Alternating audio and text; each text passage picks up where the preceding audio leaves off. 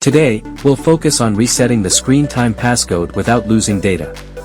First, Apple's official reset. Go to Settings. Screen Time. Change Screen Time Passcode. Tap Forgot Passcode. You'll need the Apple ID linked to this device. However, if screen time sharing was never enabled, or you've forgotten the Apple ID, this method fails.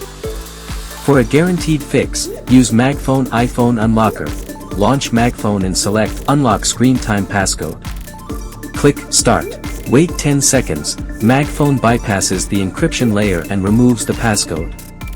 No data loss, no Apple ID required.